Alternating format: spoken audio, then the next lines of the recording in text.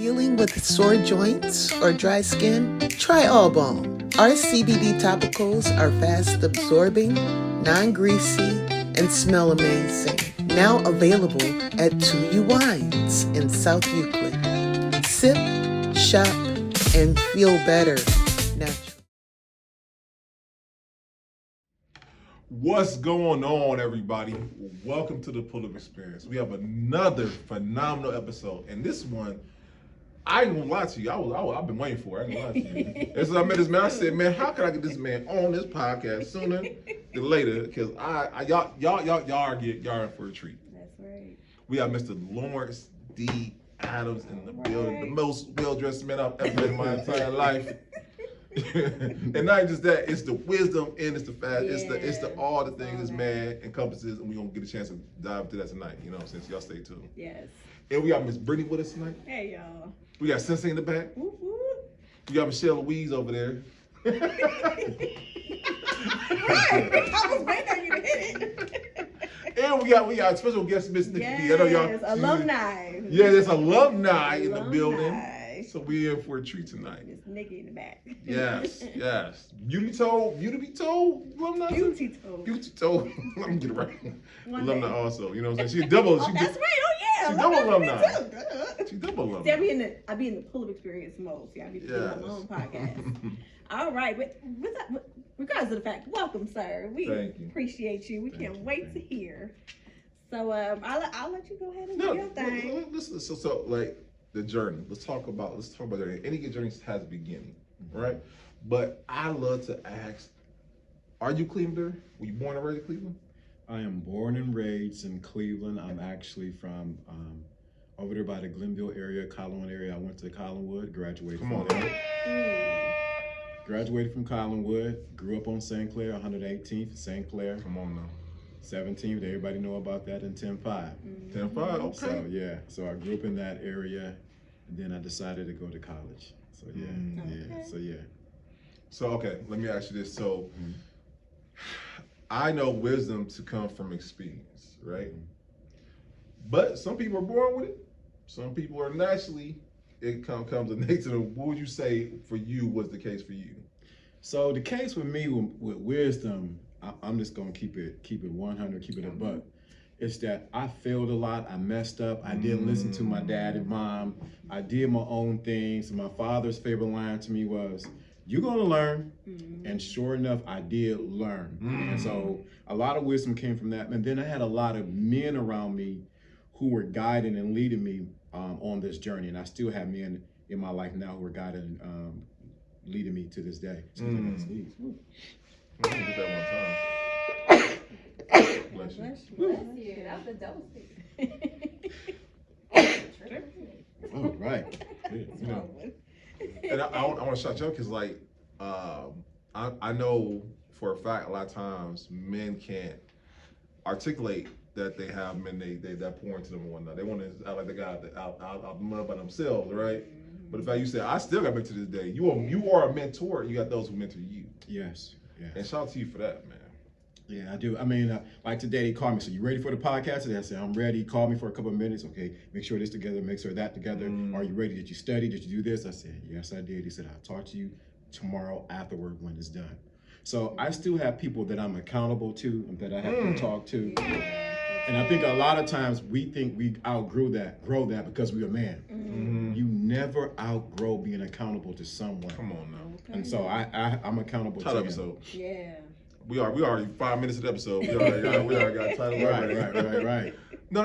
Oh my goodness, it's so much to unpack with that because, and I'm talking from a man's point of view. No offense, ladies and whatnot, because too often, like you said, accountability, we can't adhere to anyone else's authority other than our own or whatnot. And I feel like when you can't adhere to someone else's authority, that means you can adhere to God's authority. Correct. And let's dive into that. Right? Oh, see, why you gonna do that? I said this Friday. I have a whole teaching I do on Fridays, but I said something today. How can you expect submission from a woman if you have not submitted to yourself or to God? I knew this man gonna come here with that fire. I didn't know he's gonna start doing the first 10. How you gonna say, I want this woman to submit to me, but you haven't submitted to your own purpose. You haven't submitted to your own desires or where you want to go, but you want her to follow you. A man first must submit to who he is and be comfortable with who he is, and then he must be able to submit to God. Then you are qualified to say, woman, follow my submission, under my mission. Okay. I'm gonna need you to hold on to this. Because now it's gonna be the whole episode me hitting that buzzer, and I don't want to do that. You know what I'm saying? Okay, time out, because Lawrence, I knew you're gonna come to them gems, brother. Yeah. Wait, let me even tell the audience how we knew. First of all, both of you gentlemen did a phenomenal job. Let me just shout that out. At Nicole's Girl Talk, where it was the fellas edition. Yeah. And we needed that. We needed to be able to hear the raw authenticity of you guys, and y'all just being completely real about different things that, you guys experience as men. Being able to be vulnerable, it's just so much that was unpacked in that episode. It's soon coming on Girl Talk, so make sure y'all tap in. But fabulous job, bless you. Thank you. And I didn't want to be dismissive of that, because that's how we got to really hear you and hear all of the wisdom that you had, and that's when Branda's antennas went up, and Listen, I got to get that brother on. I went right where I went to Lord and said, Lord, yes, he did. Yeah, you sure did. I don't know if I saw you. So I know gems when they're being dropped, and I'm That's like, right. we gotta make sure that the audience get a chance to hear that. Definitely. All right. Back to the schedule program. All right. But I love how I want to get back to, like you said, you failed, and I don't want to harp on the failures, but let's talk about some lessons that you learned that helped you to become the man you are today. So let me say this. I was married before. That went down the drain. My fault. It was my responsibility.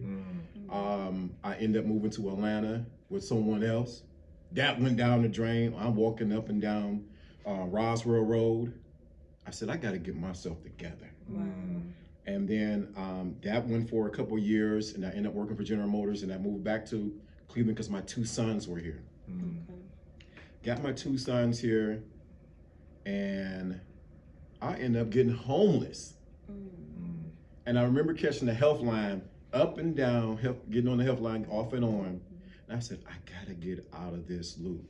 So I began to work on myself. And what I began to say, you know what? I have to change this, not just for me, for my two sons who are looking up at me. It was not easy.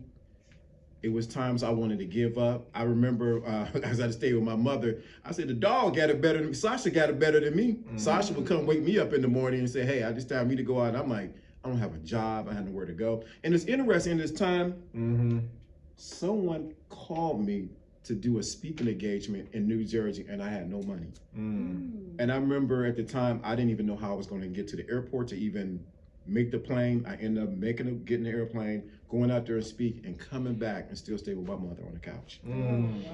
So when you talk about wisdom, I had to persevere through some things that a lot of people would have gave up on. So this is just, so a lot of people say they got the game on them, but they don't have it in them because they never went through nothing. Title of the episode. Wow, that's a good title right there. They never went through anything. They never went through anything. And you know how in church, the adage is, you don't look what you don't like what you've been through. Right, you know what I'm saying? right. But oh my goodness. So okay, so much to unpack with that. Because oh my goodness, that's why I love hearing people's stories. Because you don't know what cultivated them to become the person they are today. Right. Sure. And you couldn't tell me you've been through that, brother. I thought, you know what I'm saying? It was all smooth sailing. Right. No. It was definitely some humbling times. I remember where I was lost everything like twice, 3 or 4 times. I remember coming to my mother's house and saying, I got to stay with you. And she said some things because she was hurt, disappointed. And I had to eat the humble pie of what she was saying. And I said, well, I guess I got to stay on the couch. So I got to figure out how to get a job. So I had to get up in the morning, catch the number 1, down to the main library, and get and look for jobs. During that time I was looking for jobs, I was reading books to build me back up. Oh, wow. So a lot of people don't know that. It was definitely challenging, but I never gave up because like I said, you know what? This is not my life. This is not where I'm going to stop at. This is not where I'm going to go at. I have sons that are watching me. I have people that are watching me. And all this time, guess what? I still had a podcast. Oh, wow. Yeah, so it was a lot going on. Okay. So I want to backtrack because, like you said, you were a speaker, and I want to talk about that because people understand one the work that goes into that, and then two the preparation that goes into that. So let's talk about that because people who aspire to be speakers or want to be a speaker, what would you say to them? So if they aspire to be a speaker, work on your craft, work on your diction, learn how. I'm sorry, Lawrence. You better not. Brittany wanted to know what when you say diction, what do you mean by that? How you pronounce your words. When on the drive up here, I was listening to Eric B for President. Okay, come on now. They him. You know, I was listening to that, and I was saying the rhymes with him, but I was working on my diction while he was rhyming. So I was like, you know, saying the lines, rhyme after rhyme, da da da da da da da, because I was working on how I pronounce the words, just like I Rakim. Come on now. Shout out to Rakim the guy. So yeah, so it's those things. But you want to be inspired speaker, just start off, get a camera, get your iPhone, and just begin to talk. That's how I did it. Back in 2007, I had a dream that I wanted to do my own podcast. This is when podcasting first came out. Oh, but you said 2007. Yeah. 2007, and I got it documented. My first show I ever did was Do Women Like Nice Guys? So I got on there, and I was nervous. I said, hey, this is Lawrence D. Adams. Do women like nice guys? And I said, I pray nobody called in. So nobody called in, and I did the next episode. Then 5 7 called in. Yeah, we like nice guys. We don't like this and this and this. And so what I did was I advertised on MySpace. So my show was on, I think, Sunday nights or something like that. And I advertised my show was coming up on MySpace. And I did it, and people had a call-in number, and people would come and talk. And that's how I started. Come on. So that was way back in the day. You said MySpace. MySpace. It's the generation of kids who don't even know. They're like MySpace. Right, MySpace. They're gonna Google it. Right, who is MySpace? They don't know who Tom is. So time out because man, oh my goodness. No, because like once again, you like just hearing the story because like I know we've all been there, right? We all have been in that mode where have you watched the first episode yet, Brittany? Huh? Have you watched the first episode Yes, yet? cringy. Cringy, right? Cringy. And like I know I watched ours and it was super cringy, and I want someone to hear that and don't focus on being perfect, but work on being progressive on the process or whatnot. And shout out to you because when you said 2007, like 2007, you know what I'm saying? Like man, like no, I'm not saying you have to have been one of the first because at that time, podcasting is a trendy word now, but back then it was not. You were a pioneer, brother. I appreciate that. Yeah. So I was back then when it was on Blog Talk Radio. That's how far I go back. Come on now. And so with Blog Talk Radio, you had a call-in number, and then you had people in the chat. So I had some of the big names that would come through my to my podcast as I talked about relationship. And so I watched them blow up and do their things, and I watched other people come through. I don't know if you heard of, not to pretty much name drop, April Mason. Come on now. So I remember we interacted through MySpace. So it's a lot of people that I interacted with when I lived in Atlanta at the time when I started the podcast. So yeah, I started back then. And what kept you going? Because you know, like you said, at first nobody called in, which you were kind of relieved about. Yeah. And then then it starts getting some traction. But doing it by yourself, it gets to become a little bit much. It starts to be a burnout. So what kept you going after all? Because you still doing your podcast thing even to this day. So what kept me going is I wanted to use this as a platform because I realized a lot of people didn't know how to navigate relationships. And so that kept me going. Then I had a host, but then the host wanted to talk about some subjects that I didn't want to talk on that platform. So I had to let her go. And then, I kept on going. Then I had a personal assistant. I never met the person, said Marissa, may she rest in peace. And what she did was she kept everything in line for me for my podcast. So one of the ladies in Mississippi, Monica Cooper, shout out to you. She said, I like your show. I like what you're doing. Can I be a guest? I said, yeah, but let's go through Marissa first. I said, Marissa, I want you to interview her. So she interviewed her, you know how I flow. She said, sure. She said, you know what, Lawrence, I think she would be a good co-host. And that's how that began. She was a co-host for about a year or two, and I never met her in person. Oh wow. Oh. How do you know the chemistry is going? You know what I'm saying? Because I think people don't understand the chemistry. It takes when you have co-hosts, chemistry means a lot. So what I did was I had Marissa, because Marissa knew how I flow with my podcast. And then I said, well, how do you think the interview went? She said, it went good. We was crying and laughing, and I'm like, that's not what you're supposed to be doing. But what happened is, I said, well, let me talk to Monica. So I talked to Monica. I said, this is the format. This is what I'm talking about. I want another side of it because I'm gonna bring the male side. I want you to be the female side. I will not agree with you all the time. You got to be comfortable with it. So we did the first show. Boom, it began to blow up. So I said, wow. So I did that for a season. And then, jobs and switching around, I ended up being in New York and I ended up stopping it. And I did get discouraged. I did give up. Let me keep it 100. Okay, come on now. Give my buzzer back. You tripping. I did. Yeah. I did give up. I was like, no one's listening and no one cares. I'm doing this in Atlanta. Now I'm in New York and I'm doing it. Like, nobody cares. Nobody's listening. And I said, I can't give up. And one of my dudes out in California said, yo, LD, listen to some of your old stuff. You were throwing some real game back then. I said, yeah. He said, you should start back. And I started back doing it. And I haven't stopped since. Okay.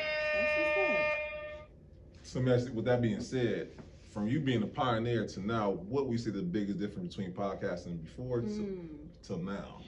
Podcasting back then was, it was a new frontier. It was like radio starting out or television. And so everybody was at the Wild Wild West. What we see now is a more polished, a more intentional, and more niche down to what people are talking about. So I'm glad there's professionalism with it now versus back then. It was fun back then, don't get me wrong, because we had people that come in there and debate you and go back and forth. That was fun. That was part of something I did in my show. But I think now I'm so glad that the doors open up for people to express what they think and their niche and how they can reach people. I'm sorry, I might get back to you. I'm already Right. Now, I will say that with podcasts now, though, with a lot of them being like relationship, and some of them be know what they're talking about, some of them don't. Okay, let's be real. We just keep it real. So when it came to you wanting to present to the audience relationship advice, what made you feel as though you had the qualifications for it? Was it because of what you've been through? Was it because of what you heard as far as people's struggles in relationship where you're like, I can help with that? Mixture of everything? Like what all kind of gave you that fire to get started? So it was because of what I went through. That was like the catalyst for me moving in that direction. And then I got people that would DM me, who would call me. My cousins would reach out to me, hey, I'm dealing with this girl over here, what do I do with that? And I would come with the answers right off the back. It was like natural to me. And not only just the answers, with results. Okay. So let me say that, because somebody can give you the answers, but it doesn't. The results don't match up. Okay. And so, so I said, you know what? I was talking to men and women, and this is one of the premises that I said, I don't care who's right or wrong, everyone gets the belt. Whether male or female. Because some podcasters, they gear their lean towards the men or they gear towards the women. No, I'm like right there. If you're wrong, you're wrong. And I call it out. And then I begin to navigate. I said, you know what? I said, there's a problem here. While I'm talking to the women, I'm having women saying, well, how do I talk to my man? And I said, you know what I need to do? Let me focus just on the men and get them correct. Because if I get them situated, they end up picking the right women. And so that's what I began to focus on more men-centered content.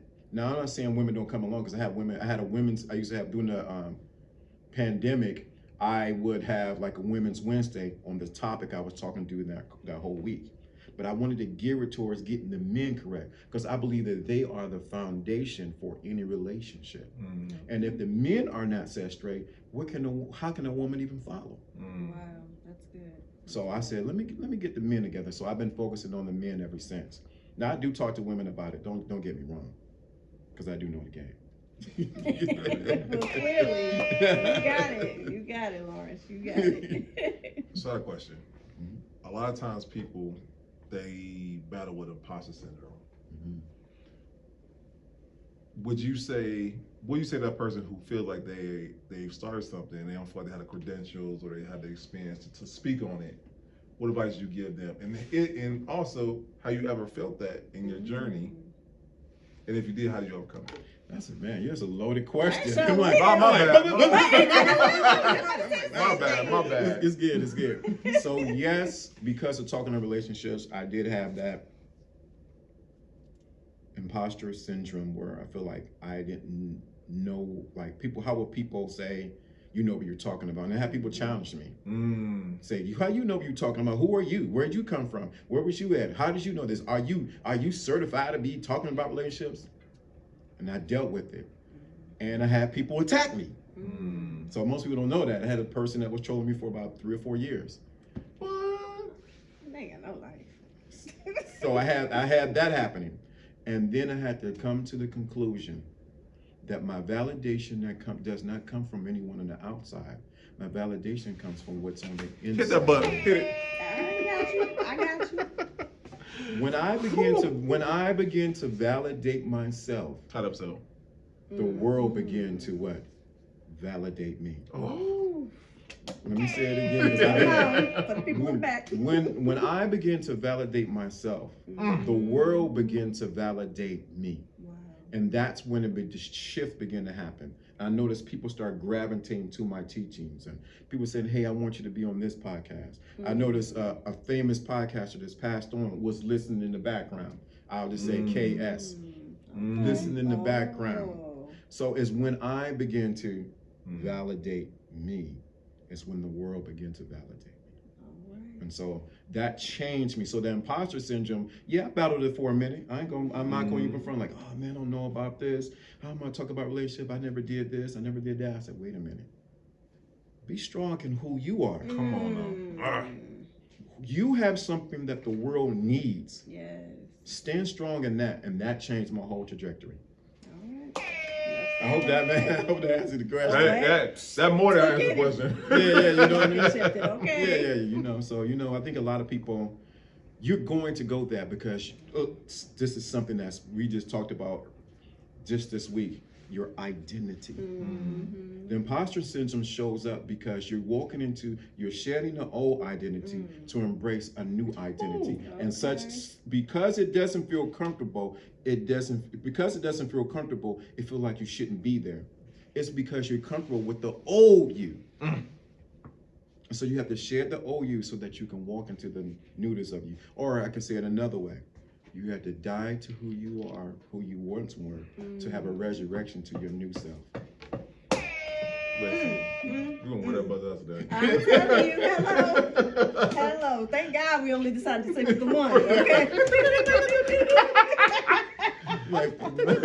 There'd be Simon in this bad boy. Okay.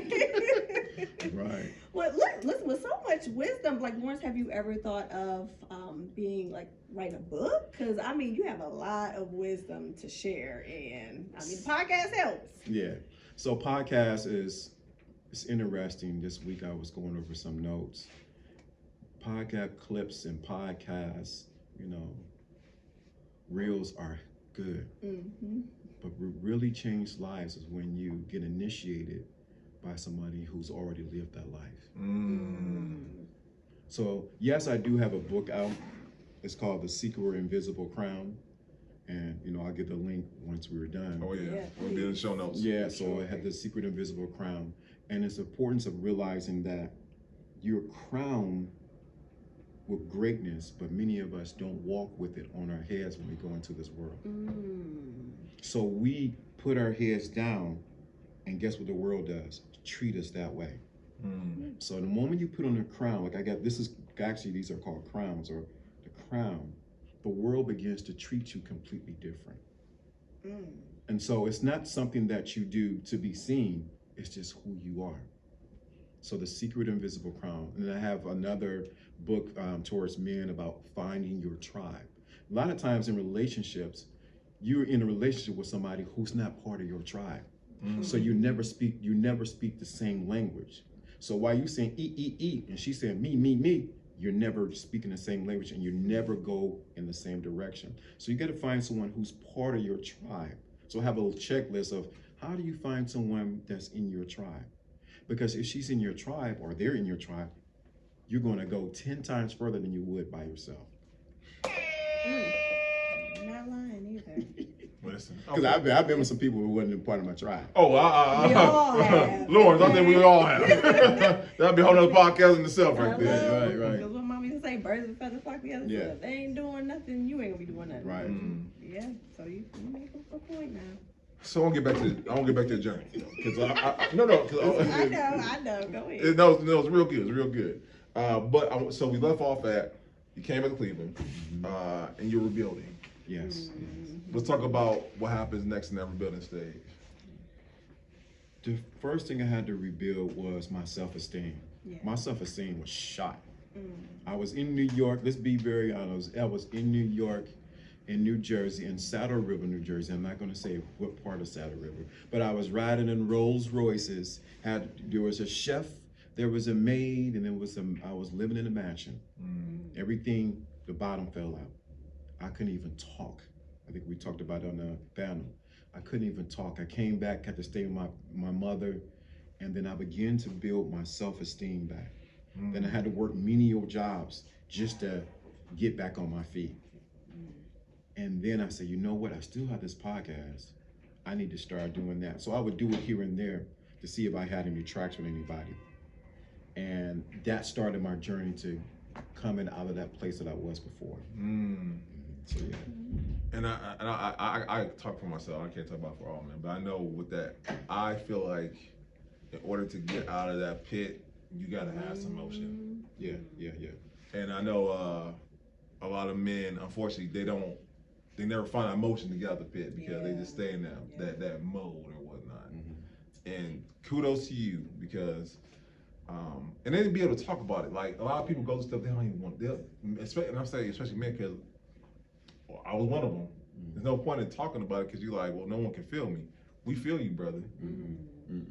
When you're in the basement on a futon and your suits are hanging up on the pipes, water pipes, and you're looking at your son saying, Daddy's gonna get out of here. He's gonna get a car. And I would teach them how to tie their ties where I had no place to stay. I teach them this is how you carry yourself as a man. When you talk, you shake someone's hand and you look them eye to eye.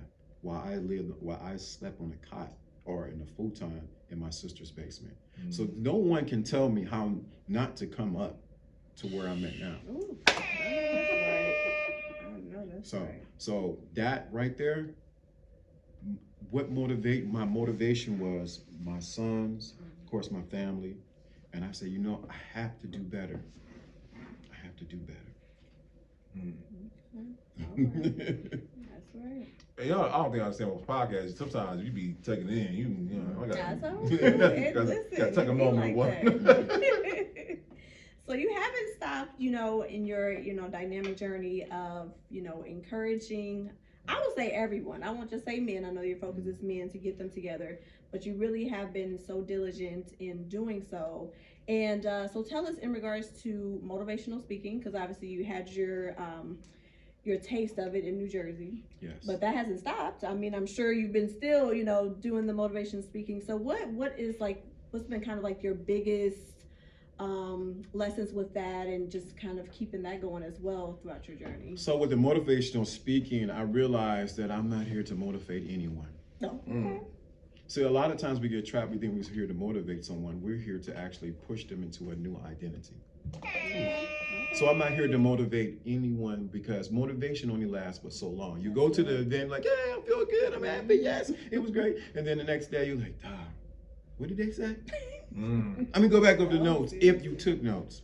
But if I transform your identity, you become a new person. Wow. You need no motivation because you are a new person. So I don't motivate anybody. So in the speaking arena, that's what I do. I'm here to bring someone from zero to hero, to transformation. So I just don't give information. I'm looking for transformation. Because we got a lot of people who got a lot of podcasts, a lot of things talking about, oh, that's good and things. They're getting information. We're past the information age, quite honestly. We're in the AI age and beyond. But we need people to go into transformation. That's the difference. And that's where I stand at, and that's how I realign men or realign people. Okay.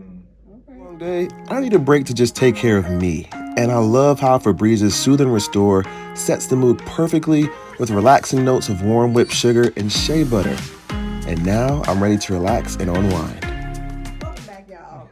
We had just a little bit of technical difficulties, but it helped us to come up with another great question for the great LDA. Is with your podcast, how have been some ways that you have been able to pivot in regards to technical difficulties and malfunctions and the whole matter? The best thing I learned is to keep your cool and not get distracted by what's taking place. I'd have had the internet go off because I go live. I didn't have microphones to drop dead. I didn't have my, what else happened? The guest might have said something that was off the chain, that doesn't align with my brand, and I had to just smile and say, you know, brother, we don't say those things. They were full Kanye. Yeah, they was beyond that. Shout out to me. It was, and I was like, oh, I see your point, but we don't call women those things on my podcast. Right. We'll keep it real classy. You gotta redirect it. Yeah, redirect it. And then, and I had, other guests that did certain things. And so what I did is keep my composure, don't get upset, and keep moving. I done had my lapel mic fall off, all kind of things. But what I did was I said, you know what, guys? We'll be right back. Boom, boom, boom, boom, do what I need to do and get back online. I never miss a beat. So I learned how to pivot on a dime. And where I learned that from, some of my training in New York with a particular mentor, when we were doing live broadcasting, we had to be on every minute. If anything happened, so what, get it fixed, get it back on. So I learned that in the trenches, actually. Wow. So yeah. I like that. Okay. Yeah. So it prepares you for what was yet to come. Yeah. Okay. Yeah, definitely. Love it. So you kind of alluded to it earlier, and shout out to you, by the way. But you talked about pretty much the future and how AI plays a part in it. You done been in the beginning, you're doing it now, but let's talk about the future of podcasting. What do you feel like the future beholds for podcasting?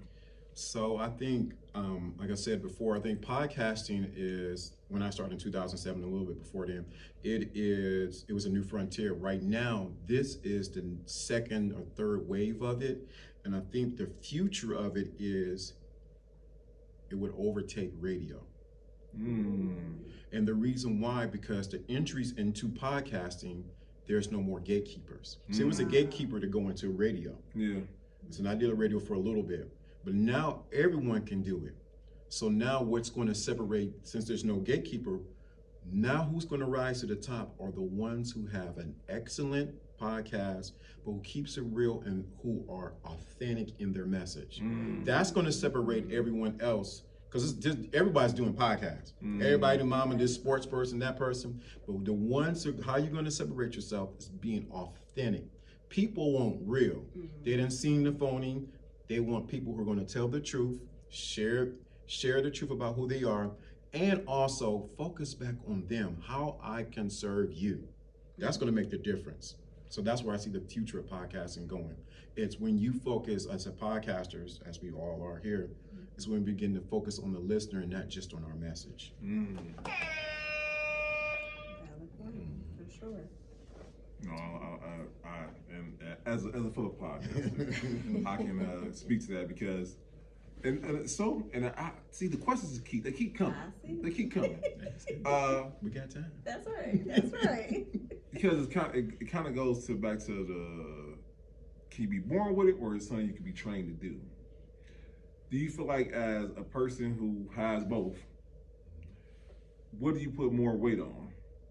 As a person who has the natural talent to be able to articulate these and be authentic, or someone who can be trained to do it? Because I feel like, or do you feel like someone can be trained to do these things? So I'm an advocate of both. Anyone can be trained to do something, but the difference is, do you have the passion to do it? Yeah. Do you have the heart to do it? So my lineage is several generations of preachers. So it's in the blood to talk. But doing podcasts is just an avenue or platform for me to get my message out that's different from everyone in the past. So they may have did the church, or they may have did the storefront, or they may have did, like my great grandmother, she did it in her house. So I'm just using a different avenue to say the same message, or do it to bring my message forward. It's a vehicle. It's a vehicle. So can you be trained? Let me emphasize this. Now, I done seen some people out there on, let me say what I do it on my show, some YouTubians and some Instagramians and some, Facebookians who got podcasts and doing things. You need to up your level and get your skill set together. I am tired of seeing the ratchet, ghetto, all that, because it represents you. Get some skill set. I sit back and I don't know how many podcasts I listen to a day. And I'm looking how they do the production. I'm looking at lights. I'm looking at this. How can I become better in what I do? Because it's a reflection of who you are. So skills need to be there. No, we got enough of that low-level podcasting out there. That's good. That's good. Just call it like it is. We ain't gonna, we gonna sugarcoat it. Low. I'm being nice. You are. You've been very nice. We appreciate you still giving that message out. Yeah. Because it needs to be said. Yeah. And in fact, a lot of times too, a lot of these relationship podcasts, they get to talking. Now I'm not gonna name no names, but we know several of them that talk a good talk, but their life doesn't represent that. You know what I mean? So you're giving this relationship life for years and years and years. And where's your person? You know what I mean? Because the end game of it all is that you find that special someone.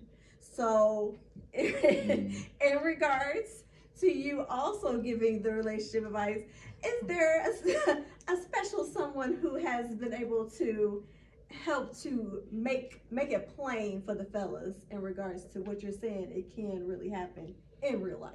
So that's interesting that you asked that. I do have someone. Shout out to Nikki B. Shout out to her. She's not my girl. She's my girlfriend. Okay. And a lot more. Okay. So Write that down. A lot more. Okay. So, but I want to say this because it's very important. While we were getting to know each other, I called one of my good friends in Jersey. Shout out to Jono. I said, "Yo, man, look at the picture. She's nice, man. She fits your style." I'm like, yeah. But what you think, bro? Tap in. Just tap in. He said, "Look, you've been teaching this for years, showing men how to have a healthy relationship with themselves first, and then with the woman. What you're experiencing now is your reward of you sowing into so many men's lives. Wow. That now you have a manifestation inside of your life. What are you going to do?" He told me, Jono said, "You deserve this." Wow. I said, "Man, the one side of me is like, I still want to keep one card out." No, you deserve this. And so I had to make a decision right there to say, you know what? Either you take what you deserve, or you continue to eat from the crumbs from off the table. Okay, I see how button you felt it too. All right. So I had to embrace that. So it's one thing I know. I read a lot of podcasters. I'm not gonna say the big names I know, but I'm looking at them in this eye over here. They talk one thing online, But I know the conversations behind the scenes because I talk with them. They don't live what they talk about. And guess what? The audience can pick right through them. Right. Because they're not authentic. They're not living their truth. That's why the word, how it goes, the game can't be on you. It got to be in you. I'll give my book. Act like that one out, act right. Yeah, can't be on you. We got a lot of people in many industries who got the game or whatever they're doing on them and it looks good, but at the reality of it, it's never in them. Because when tough times come, it's gonna show what's in you or not. Or even when the good times come, because some people get the accolades and they get all the awards, and guess what? They fall short because that's all they were looking for. All right now. All right. Okay. Listen, I hope y'all taking notes. I don't know if y'all tripping or not. Make sure y'all tapping in. Yeah, y'all tapping in because Lauren, I knew it was gonna be good. There wasn't no question about it, about that. I was wondering if they keeping up. The great thing about being the editor is like, I get to go back and be like, yeah, that was good right there. That was good. No, absolutely. So let me ask you this. With that being said, if you can go back and give younger Lawrence advice, what advice would you give him if you had to do it all over again? That's a good question. I don't know why. I love music. And the first song when you said that, and I was thinking, I thought about Mad Lion. He was with KRS-One. He was one of his artists. Take it easy. And what I would have told my younger self is to take it easy. Everything's gonna work out.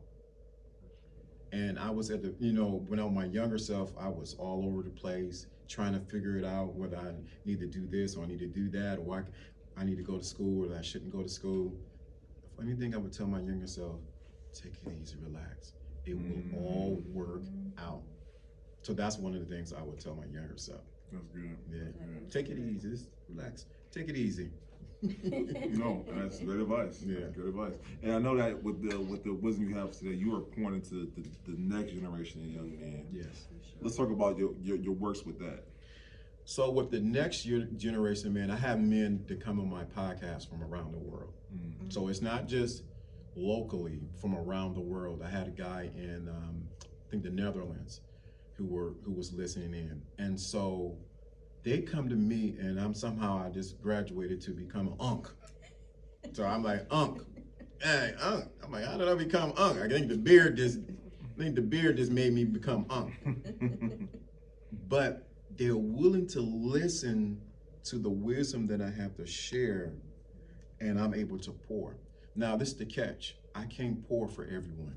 All right. I'm sorry, I'm a full table on the table. Right. I mean, let me definitely hone in on that. I'm not for every listener. Yeah. I'm not for every podcast. I'm for a particular people or person who wants to see their life transformed. So when I'm talking about the guy, say, that's in California, who's listening to me while he's driving his truck, it's because my message is for him. I realize that I'm not for everyone. If anything I can say about podcasting, now that you got to realize that your message is not for everyone. It's for a particular person or audience. So yeah, that's that right there. So me pouring into younger people, I pour into the people who are willing to be open. You can't save somebody who don't want to be saved. One of the things I said even this Friday, I said, when you become the Savior, you're bound to go to the cross. Come on, man. The button can't take it no more, Lord. So when you become the Savior, the people that's so good. The people will put you on the cross. So when you so that's why I divorced myself from becoming people's Savior. I'm only the person to point you to transformation, but I am not the transformer. Okay. So I am not the Savior. I have people say, we want to do like you, LD. We want to do no. Find your own path. Let me say what my mentor used to say to me that drove me crazy. He used to say to me, I am your future self talking into your present. I was like, no, Bishop, I don't want to hear that. So I am your future self talking to your present. So I am the part of you that's already at that part of your journey, pulling you forward.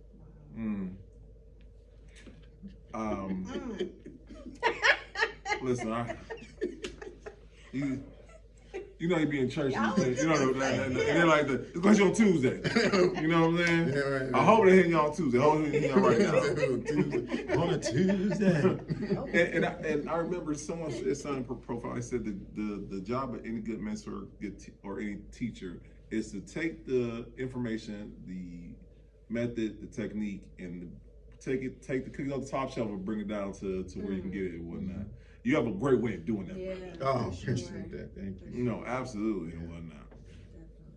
So with that being said, mentorship we know is essential, but we live in a very troubling time. Yes. How do you feel like the message can be given to the young men? Because we got what they call them YNs. I hate that term so much. Yeah. And it's like, come on, man. It's derogatory at this point of whatnot, right? Yes. But I mean, I guess the fear is still there, you know, of our young men, right? How do you feel like we can change that narrative or change that construct that these young men are just beyond being reached? So so one of the things that I teach and that I live is we have to change the story that we have that they are YNs. So that means we change our perspective of who they are. So I have a couple young men that I see as young men who approached me in the lunchroom about 2 months ago. What's up, OG? I said, what's up? What's going on? We see what you're doing. I said, yeah. Well, how do we get there? I stopped. I said, let me show you what you need to do. Yeah, I got a baby, man. I'm trying to get it together. I said, go back to trade school. First of all, you can never help somebody if you don't got your stuff together. I'm sorry, man. I'll be having the mentor, you know, because a lot of guys, I want to help somebody. I want to guide them. But when we look at your life, you jacked up. It's like my mentor, you said, you can't tell me how to get a Rolls Royce if you never owned one. Ooh. Okay. And he owned one. But my point is, that was my point. So I think, so to reach them, the other thing is you have to do is, number 2 is, you got to be able to speak their language. A lot of times, I can say some things that could be profound and this and that's deep, but if I don't go and speak their language and become simple and parables and stories, that's how you reach them.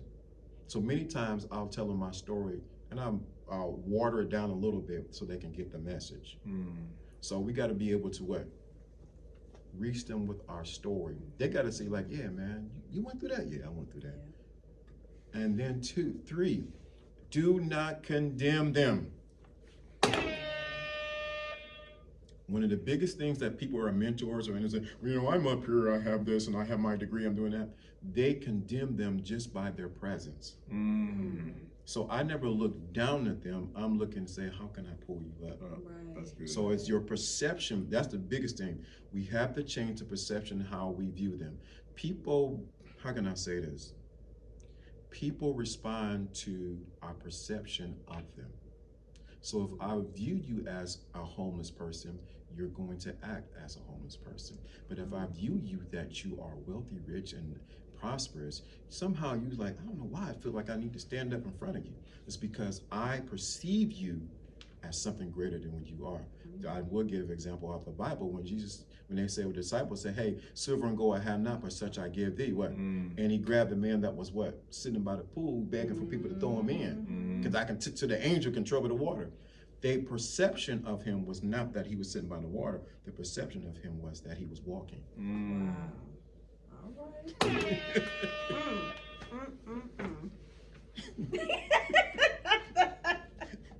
It ain't many times that we can get him speechless now. I know. So give me a minute.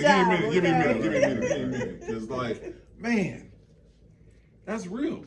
Yeah. You got to change our perception of people. So when I looked at you, all of you as I interacted with you all, I looked at you as professional, doing your thing. You're a podcaster. You're in the fraternity of podcaster. I looked at Steve. When I looked at him, first thing I said to him, like, hey, you got to do your own thing.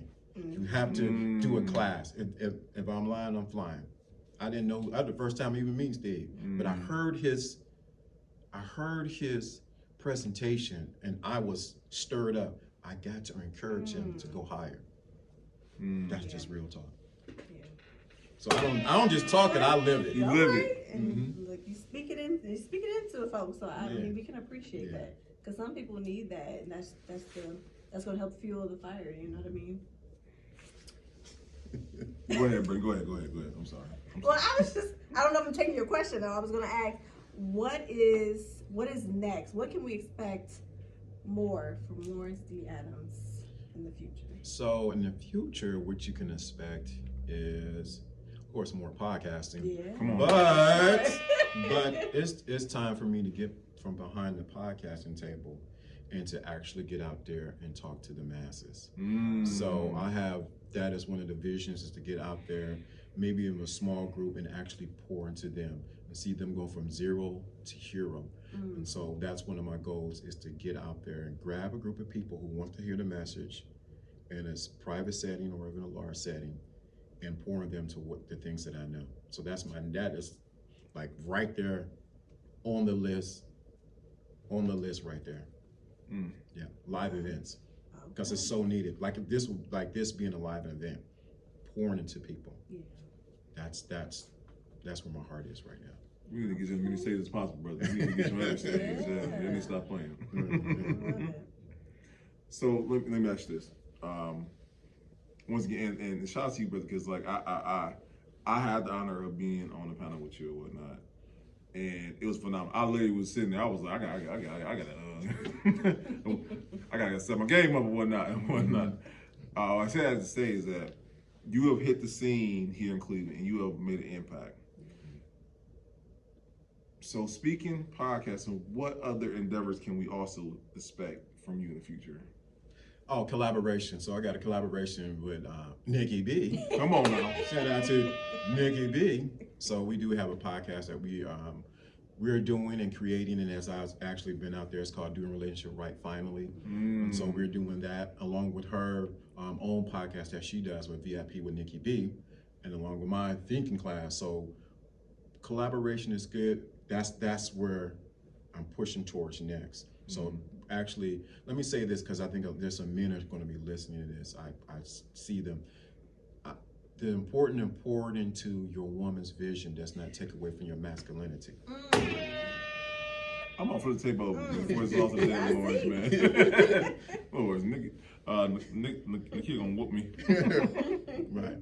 It doesn't take away from your masculinity. I am so comfortable who I am. Wow. I know. I told her, like, from day one, I am Lawrence D. Adams. Know it.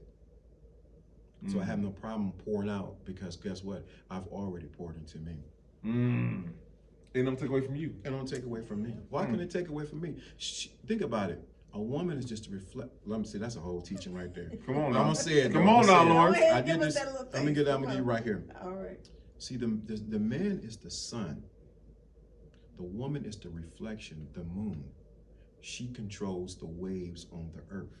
So if your earth is jacked up, you need to look at what you're reflecting to the sun, that woman that's disrupting your world. Now that's gonna catch up with him next week. Okay? Yeah, they ain't gonna be able to like, wait a minute. We need to give Lawrence Fix My Life, Lawrence. That's what that's what we need. I'm being so y'all laugh. I'm being so serious.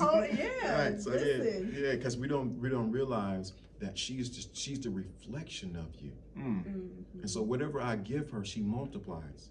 So if there's a storm or a tsunami in your world, it's because you are giving that to her. She only reflects who you are. And this is the other side of it. Let me flip it for the guys. I gotta keep it real for the guy. Some of y'all are giving your sun rays or your energy, your light, to moons who don't deserve it. That's true. That's true. I forget that was the buzzer. I mean, yeah, I'm sorry. I think all the sun rays I done gave out, and yeah, I shouldn't have done that. Right, your earth is all messed up. It's all messed up. It's going to the ground. It was scorched earth. That's what it was. You burned up. It's a volcano. What's going on? Yeah. Right, because one of the most powerful things that a man has, how he gives that energy to that woman is with his attention. That's off the camera. I'll give the analogy what that means. But attention. Yeah. Sometimes we as men give our attention to women who do not deserve our attention. And that's we wonder why our world is jacked up. Yeah. All right. Preaching tonight. So Lauren just boom, light bulb, came down. We're gonna do another Let's Talk About It panel. We're gonna get Lauren there. I'm telling you. And we're going. There's another one. It's always coming. We got to do it now because we need to amplify and expound upon some of these principles.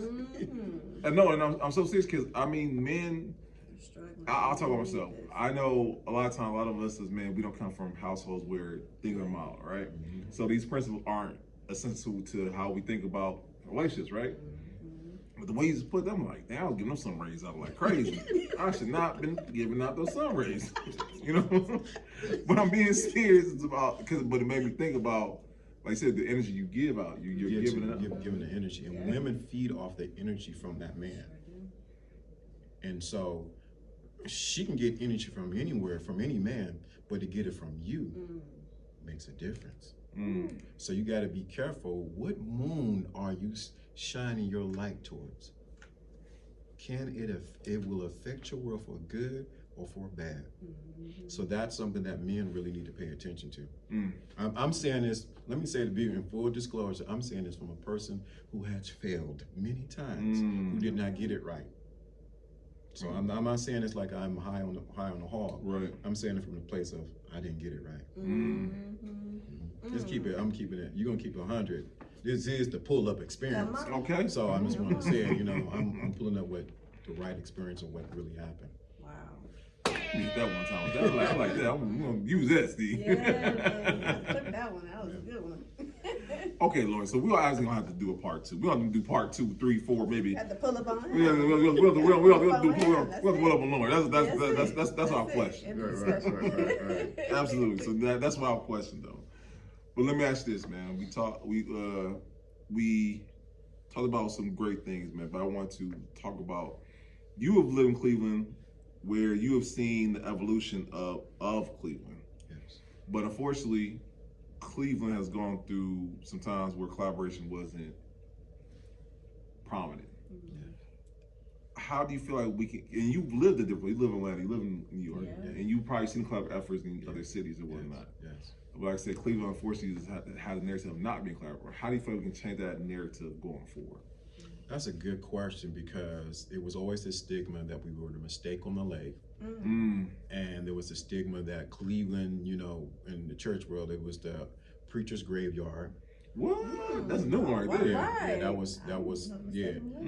We were told many preachers coming here, it was the preacher's graveyard, and it was a lot of other stigmas around Cleveland. Somehow, when I left and came back several times, I did the last time, I've seen Cleveland make a turn where I'm in a different generation. The generation below me saying we need to work together. And I am so happy to see that the collaboration between like-minded individuals is moving forward. And it's no big I, no little you. Everyone's saying, how do we move Cleveland forward? It's for me, it looks like Cleveland has got a resurging or a heart transplant, and they're now pumping new blood back into Cleveland. So I think in the future for our collaboration, I think it's going to be imperative. If you're going to thrive, I believe in Cleveland, collaboration is going to be one of your key components. Whoop, let me say it correctly. Collaboration with the right people. I'm the caveat on there. Yeah, had to. Because everybody's not good to collaborate with your brand. That's good. So yeah, I think Cleveland is definitely, Cleveland actually is the place to be. And I'm not saying it because I'm from here, I'm saying it because I've been away.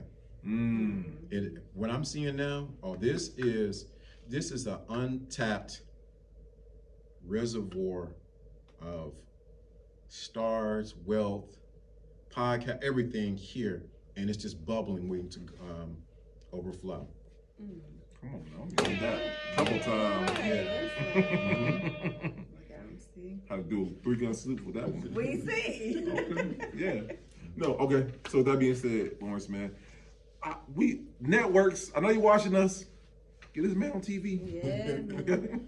With that being said, Lawrence, who would you like to collaborate in the future? What entity, corporation, conglomerate can we hope to see you work with in the future that you would like to work with in the future? So one of them that's in the pocket, we just got to Come on now. That's in the pocket right now, we're about to collaborate with, and that's Ghetto Therapy. Oh, come on, man. Shout out to Walt, man. Yeah, shout out to him. I had to think about it when you asked me a question. I'm like, oh, Ghetto Therapy. That's what's up, man. And I'm looking forward to actually pouring there, serving the people there. That's dope, man. You know what I mean? So I'm looking for that one.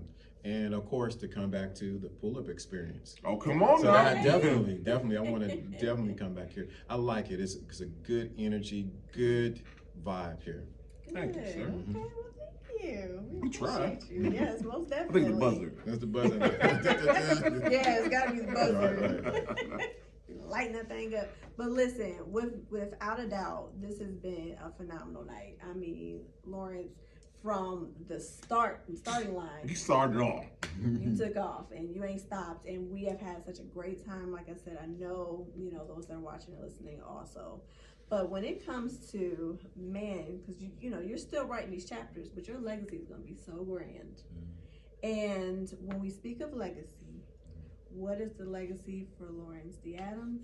What is the legacy for everything entrepreneurship that you have? That's a good question. So the legacy that I have is what I have poured into my 2 sons. I have 2 sons that are 22 and the one just turned 24.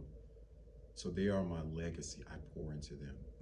But beyond my legacy with my sons is the content or the intellectual property that I have that my great-grandkids will say, that's my great-granddad. That they look back and say, we can hear his voice. I see myself in him. Not now to get beyond this to family, that I left my name in the earth that cannot be erased. Excuse me, I'm sorry. That's, it cannot be, I have stepped now, I've touched people from around the world. I have took my father's legacy and went beyond and touched people not just in Cleveland, but around the world with my message.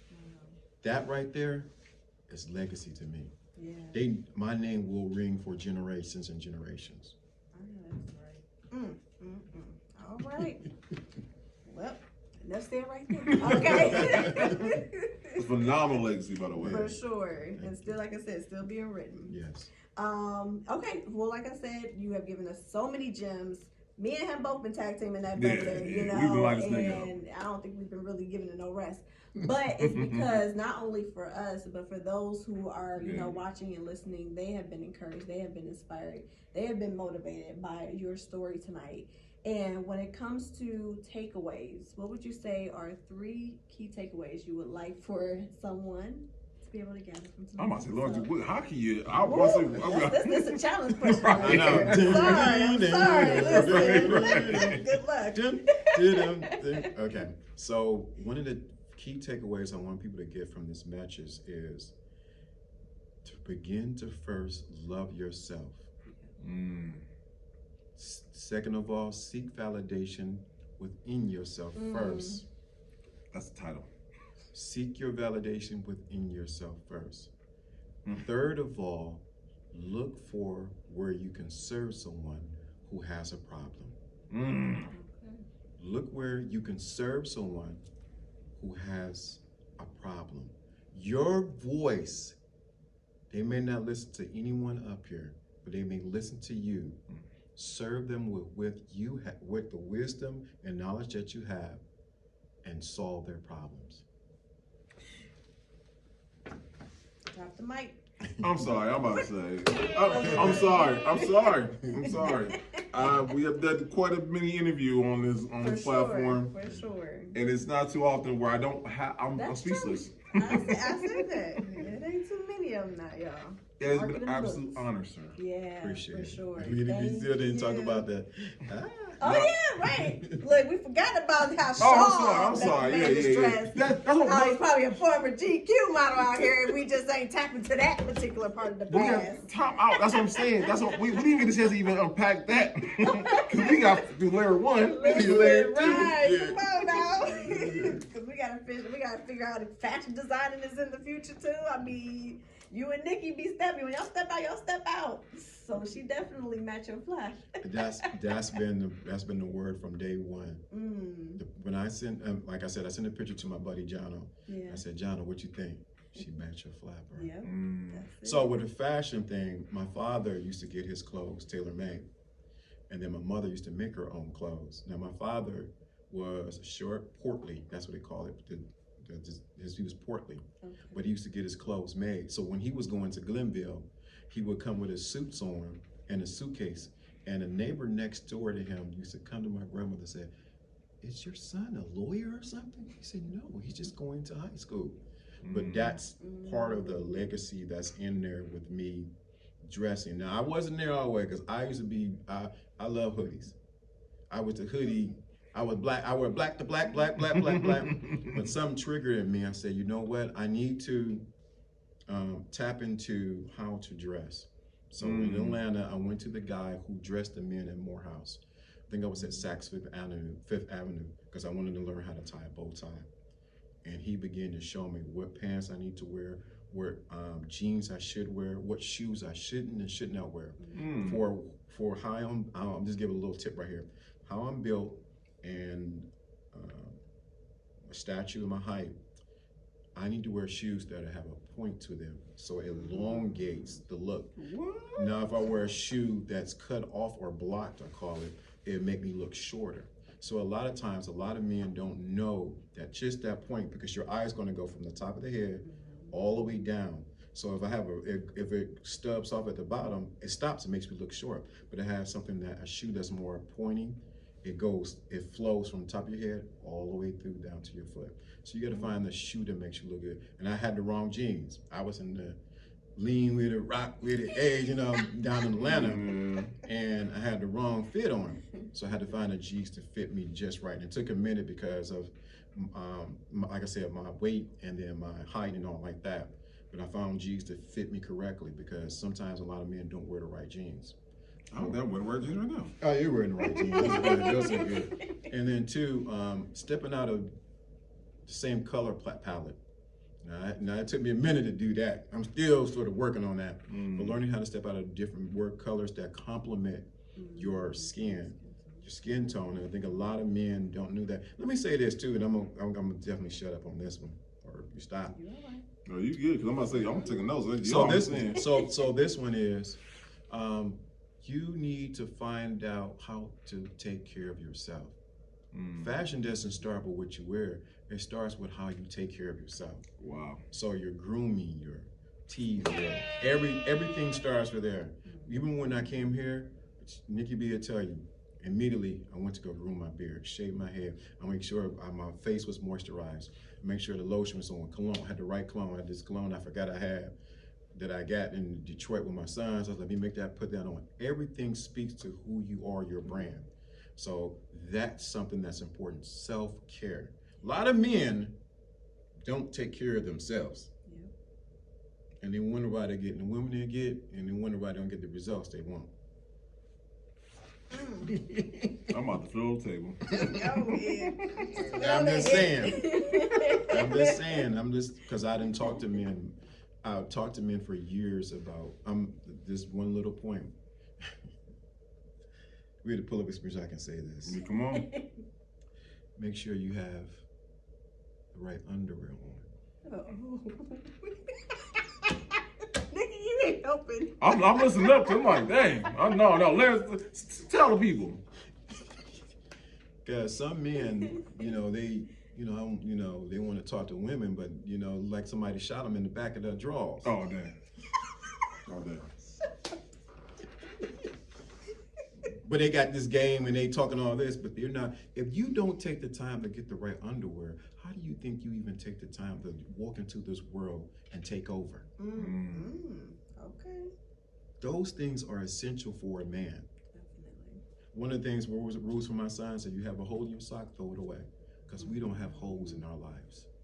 Ooh, yeah, hit that button there. All right. I'm sorry. Listen, I'm listening. Right. I'm about to say, get rid of So my let me sock stop right right now. there. Let me That's stop right there. Yeah. So time out, Lawrence, man.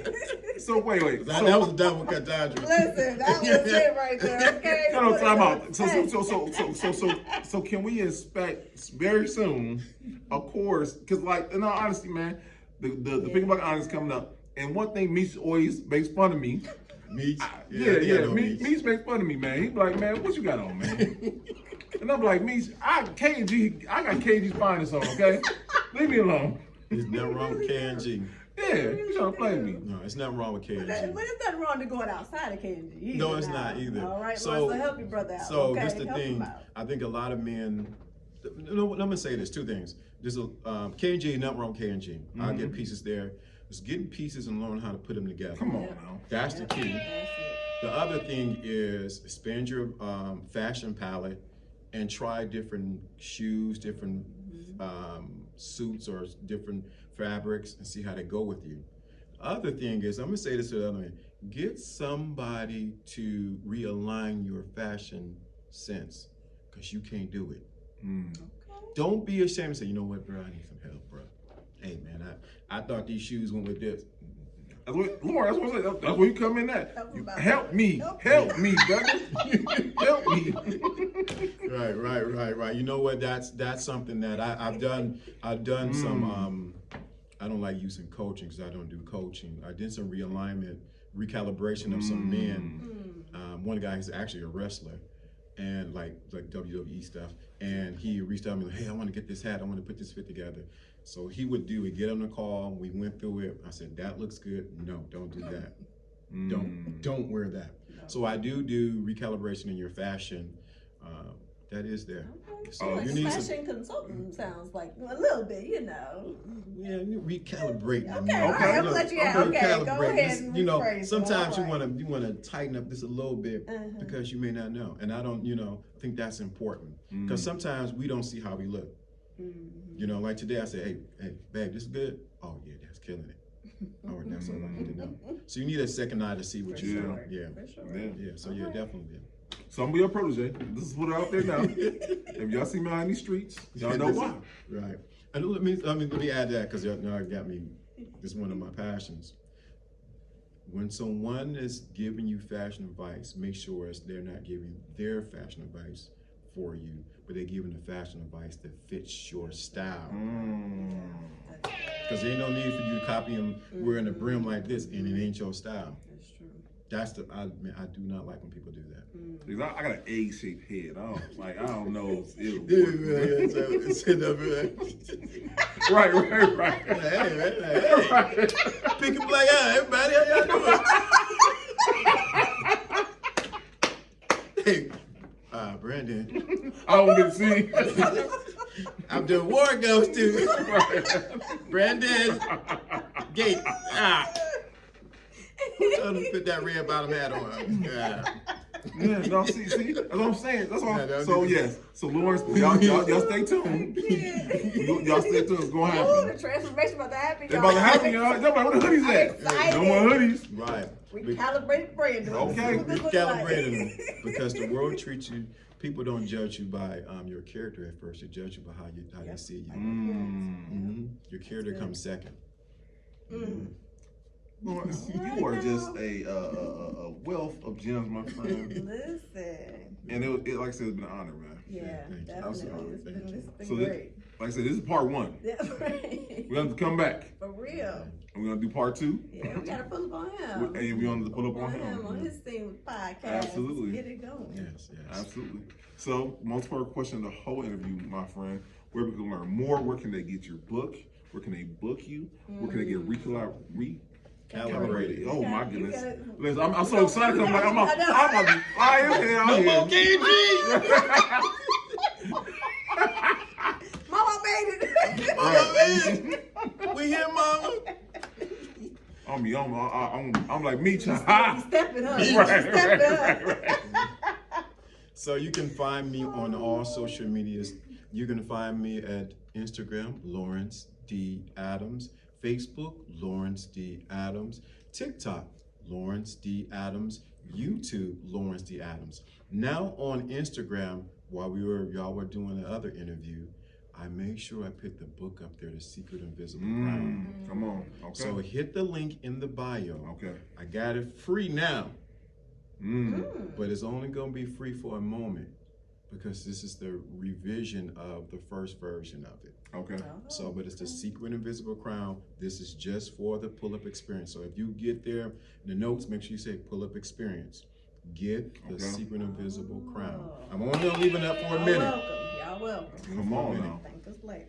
I'm about to say, I'm be the first one over there. Like, can I be other pool spirits still get it? All right.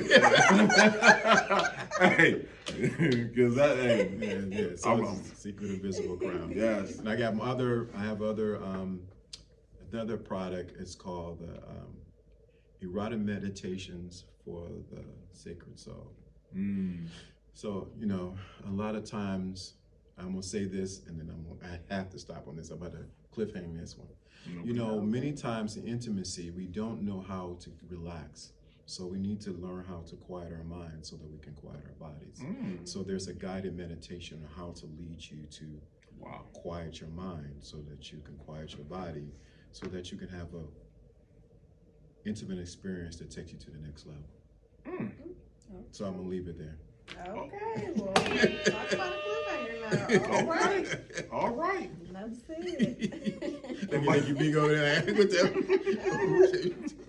And by the way, guys, all links will be in the show notes. So you guys, you're looking for them, it's right there in the show notes. You listen to it, watch it, boom, it's right there. That's it. Lawrence. Yes, sir.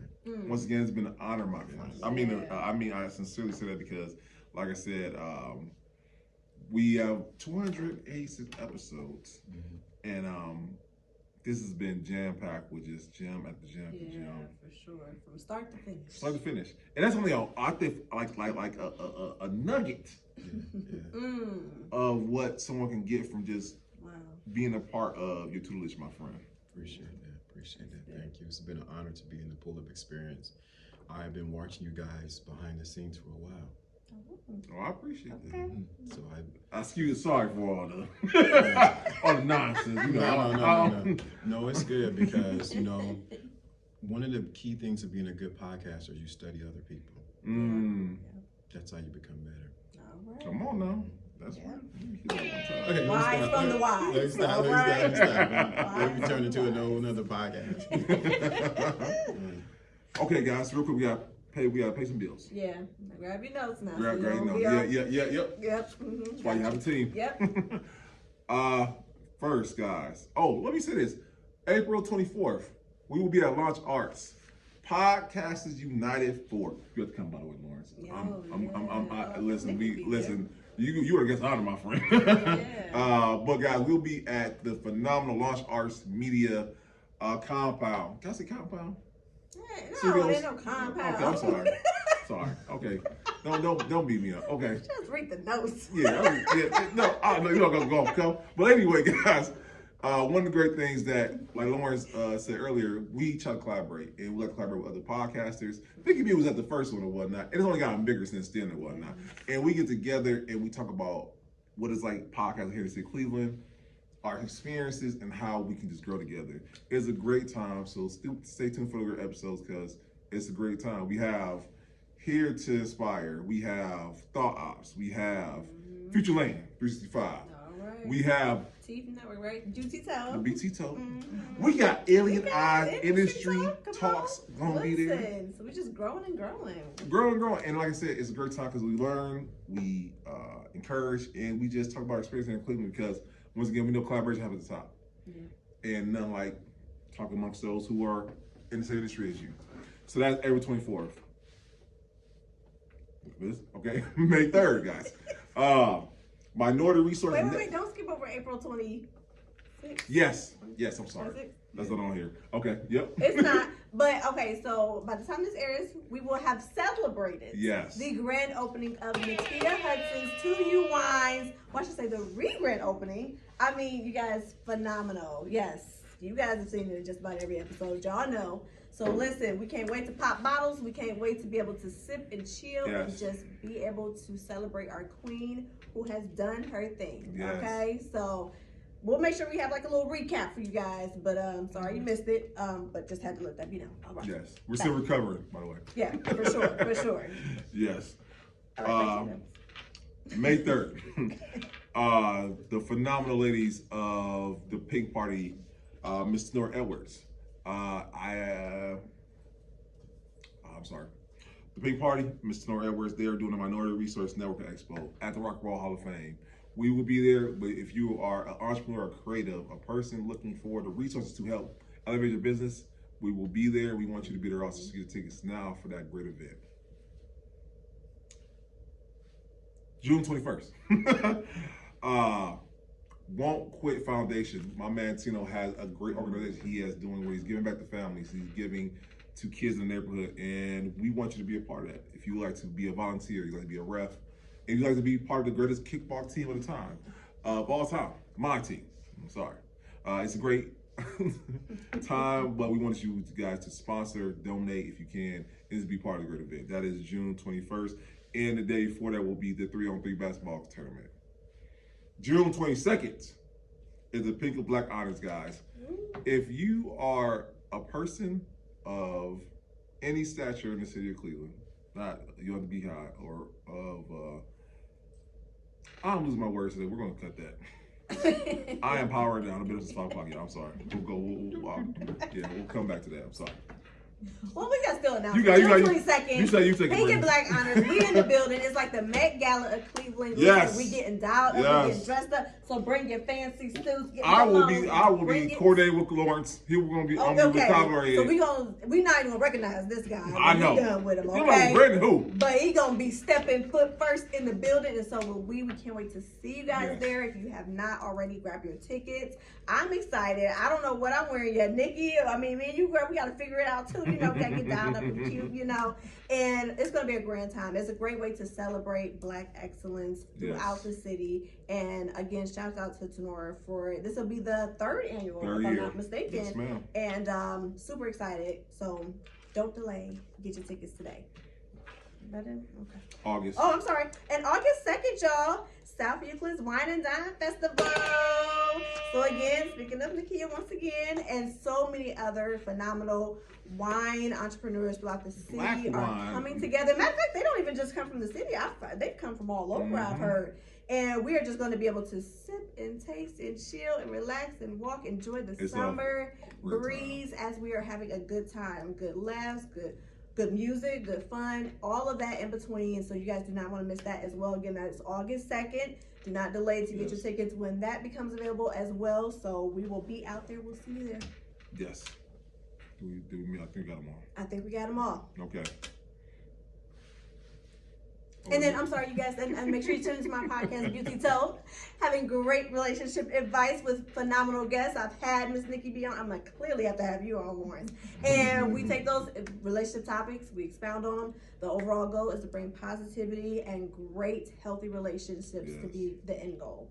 And again, if our story is going to be benefiting you in any way, then we know it was a story well told on Beauty Told. I cannot wait to see you guys there. Thank you guys for my 1,000 subscribers. Come on now. God, I'm so proud of Brittany, man. Pumped. I mean, you would have thought I hit 1 million already, which is coming. But I am grateful because even the Bible says if you'll be thankful over the little, he will bless you with many. And I am grateful and thankful. Thank you guys. Love you so much. And you have to subscribe. Make sure you do. Love y'all.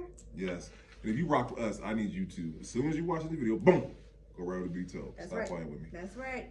Industry Talks, our guy Alien IC. Come on now. He's doing his thing. Listen, he caught me off guard with this one, y'all. But he has been dropping gems. He was what? I stopped at episode 5. Is it episode 6 already? Oh, see, I'm missing out. I gotta tap in. And so do y'all. So make sure you guys tune in. Industry Talks. He's giving y'all so much game, so much information. He's not sensei for nothing. Right. So make sure you guys tune in, follow, subscribe, do all the things because he is on the platform and he's giving y'all the game. Period. All right, and our phenomenal team, Yes. MJM Virtual Services, Kirby Confident Michelle and Louise. Nervous, 2U Wines, Nakia Hudson. Did I miss anybody? Bree, Overflow Studios, the one that transformed my life, Bree. my baby, my everything. So listen, we have a phenomenal team. Make sure you guys tap into each and every one of them in the description notes. Do not delay. Do it today. I promise you, you will not regret it. Yes. And lastly, we want to thank you, the person watching, you, the person listening. As of right now, guys, we're at 20.8 thousand subscribers, 8.3 million views. And that's not to brag or to be boastful about, but it's to show you the extraordinary Power of God. Power of God. I Amen. thank you. She took the words out of my mouth. Hallelujah. But that's absolutely right, because you guys tune in every week and you guys want to hear a great story like Lawrence's. You guys want to hear of the creatives, the change makers, and entrepreneurs making great change in our city. So we can't thank you guys enough, guys. This is episode 286. And like I said, God will, we will continue to bring you great episodes, guys. So listen, guys, we will see you guys next week. Peace.